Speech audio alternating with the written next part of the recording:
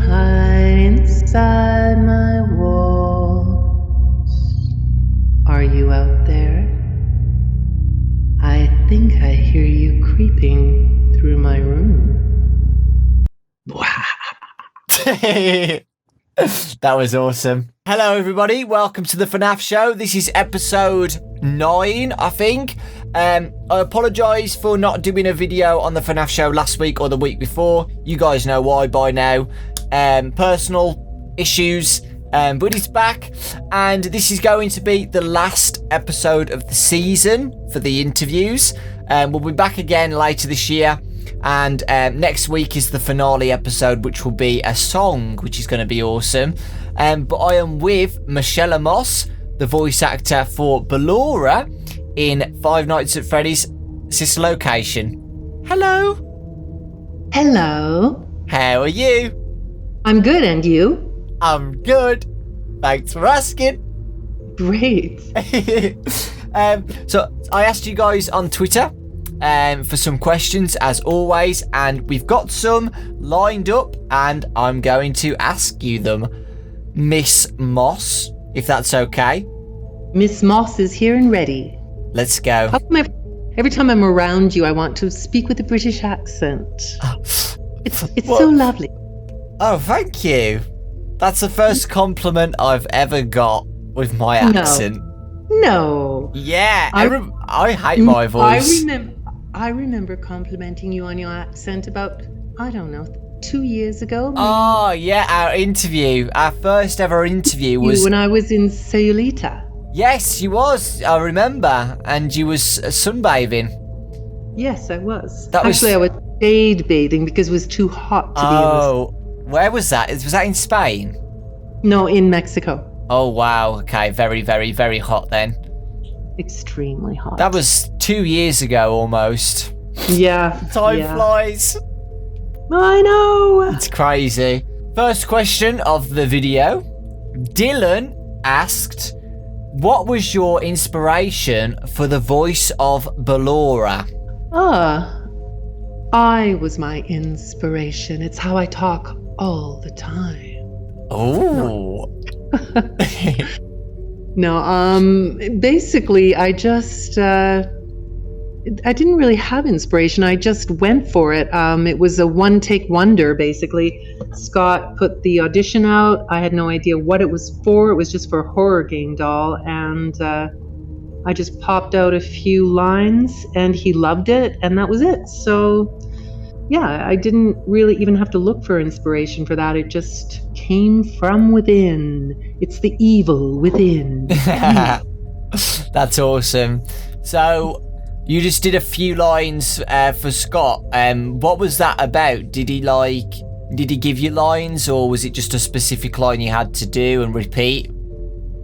Actually, in my case, it was having to write a song. And I think one of the reasons I got the audition in the first place was that in my bio, I have that I'm a songwriter, and he needed a song written for that particular character.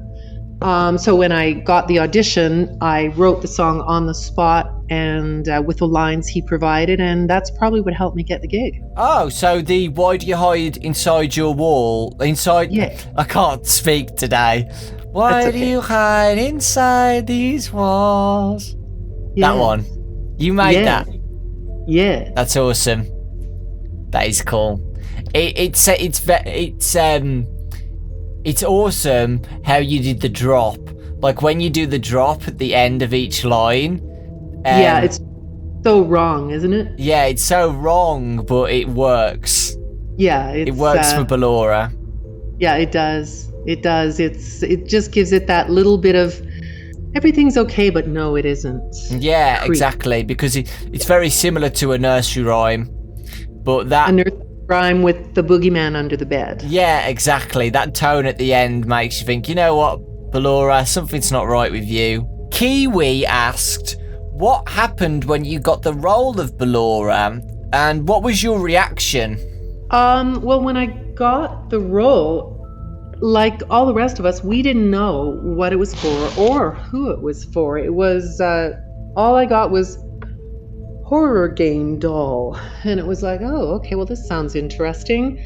And then when I heard afterwards that it was for this huge game called FNaF and for Scott Cawthon, I was yippee, yippee, of course.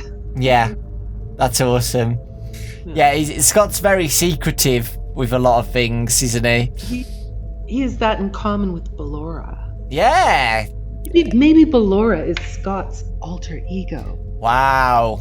Guys, you've heard it here, folks. Ben Davis asked, if you were to voice anyone else in the FNaF games, who would it be and why? I think it would be Baby. Just because she's so different from Ballora. It would be a challenge, which would be fun because I can't really talk high and innocent like Heather does so well. That was good. Well, no, not like Heather. No, but it would be fun to try. It would be fun to try. It would be good vocal exercise. And it'd be so much fun to be that innocent. Well, she's not innocent either. I mean, but she pretends to be innocent for a longer period of time and better than Ballora. Ballora doesn't even pretend, right? Yeah. Ballora doesn't have to. No, she's just evil. Yeah, we know straight away, because I remember in the game, the first night when we had to put on the lights and we saw her on the stage twirling around, okay, that's fine. But then when hand unit Andy tells us to go inside your room and we have to crouch down and sneak past and we hear your music go around us and then we see Ballora spinning around in front of us. That moment was amazing. And we're like, okay, we made it out. Yay, we survived from Ballora. Ballora's not going to kill us anymore. Right. But you forget that you have to go back. If you want to get out, you're going to have to go back through Ballora's room to get it to escape.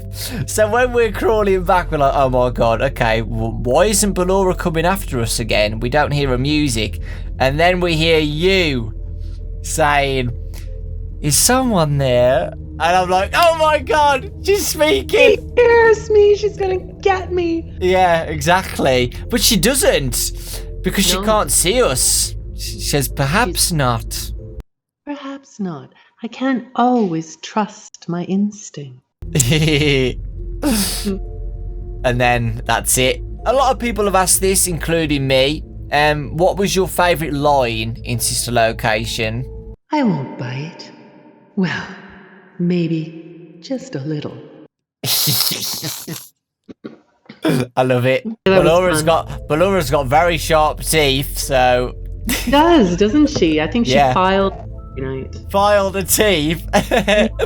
Instead of filing her nails, she does her teeth instead. Right. Classic Ballora. RFA Rose asked, if you could give Ballora any other voice or style, would you? If I could, it would be fun to give her a French accent. Oh, okay. It might be a little incorrect with what she says, but it might be interesting, no? It would be. I can actually imagine Ballora having a French accent now. I'm not even kidding. I won't bite. Maybe just a little. You can. Honestly, you can. You can. Or maybe it's a Russian accent. I can't do a Russian accent, but, the dancer, Russian ballet, perhaps? Yeah. Jen asked, what was the inspiration behind Ballora's lullaby? Yeah. It was a lullaby that kind of just wrote itself, and I think it was inspired just by the rhythm of the lyric that Scott wrote. It kind of wrote itself. As soon as I read the words, this melody just popped into my head because the rhythm of it and the rhyme of it just fit that melody. Yeah. And so it was kind of self-written. The only thing I did that, I played with a little bit was dropping that last note to make it the creepy lullaby. Yes. Yeah. And it works. It suits Ballora completely. Because her voice is so soothing. So when we hear her sing for the first time, you're like, oh, she's actually good. I'm enjoying this. Until the tone of the last line of each line drops, and then we're like, okay. Your blood runs a little bit colder. Yeah, although she's a very good singer, this last part is weird and does not fit in and is scaring me a little bit. Do you know what I mean? Right. But that suits Ballora, she's a dancer, she's a peaceful dancer, but something about her is off, and that song, shows that. Bella asked, can you do ballet like Ballora? Oh God, don't I wish? No. No, I am not a ballet dancer. I am a contact improv dancer, but not ballet. I think everybody enjoys dancing. Yeah, I think you have to be dead to not want to dance. Yeah. Personally. Yeah. Aidalos Gaming asked, how did you get into voice acting? I got into voice acting because I'm a singer, and when I write songs, sometimes I just get tired of having to stay within a rhyme and rhythm pattern, and I do a little bit of spoken word instead. And because I was doing a bit of spoken word, I thought, gee, I could be getting paid for this. So one thing led to another, and a friend of mine said, here's my voice coach, go for it. So I did. Nice. And here I am. When did you start voice acting? Probably about 7 years ago. So 2011. Jesus. Yeah. That's awesome.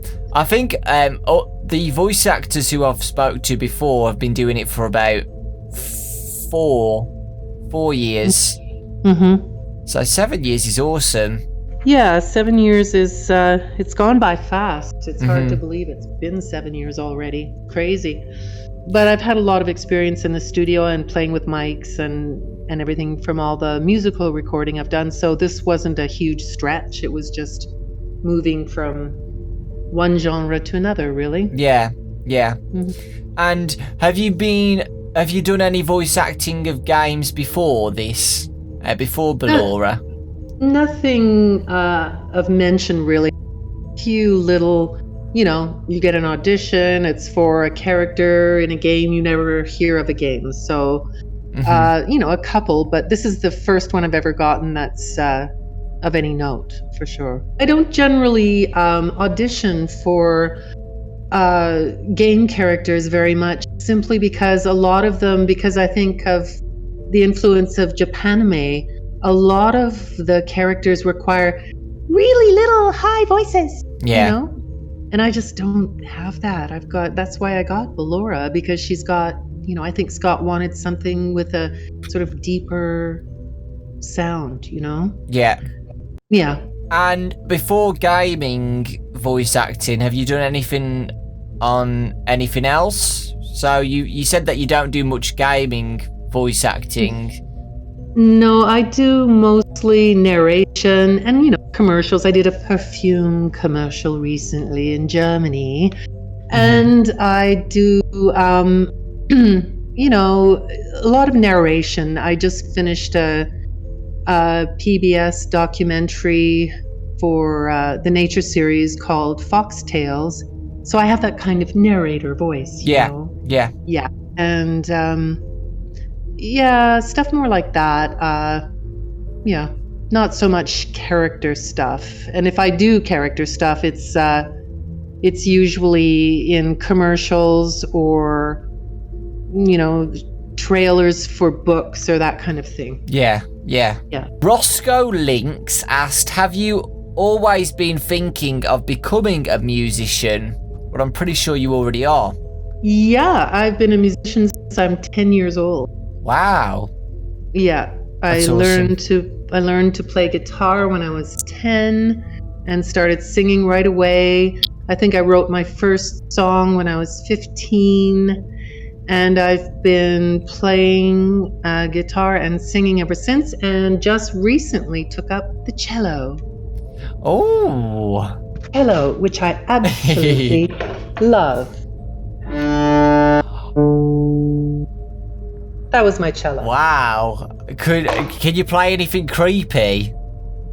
I'd have no. Not right here, right now. I can imagine Ballora playing that. Yeah, I think so too. She could. Maybe Scott will include some cello playing in the next Scott. thing. I can do my lines as I play a very sad cello. Oh God, I could actually imagine it. A lot of people have been asking this. They always ask me to ask this. Did you know FNaF before you got interviewed for Ballora? Let me answer that in one word. No. Busted. That's simple. But remember, you're not the only one, because I think some of the other voice actors didn't know about FNaF either. Well, I think we're all pretty. When you're a voice actor, you're pretty busy. It's like a full-time job, and as much as we'd love to have time to, play video games and blah blah blah, it'd be great. Just no time, right? Yeah. And because we're doing voiceover requires so much tech. It's like I just am so happy to get away from a screen and my computer at the end of the day that the last thing I want to do is play computer games. I want to go outside and go for a walk or play with my dog or whatever, right? Yeah. Yeah. If I wasn't doing it for a living, I'd probably be all over it. Okay, here's an interesting one. Evan McShepherd asked, what are your thoughts on the whole idea of Ballora walking like a spider? Basically, if you didn't know, Scott said on a Steam comment or something that if Ballora was to walk, she would crawl like a spider. That's gross. Spiders are awful. Oh yeah, you don't like spiders, do you? I hate spiders. I don't like them. They're creepy and awful. Can you imagine Ballora creeping on the walls and stuff though? How creepy would that be? I think Ballora would be more like a snake. Oh, okay.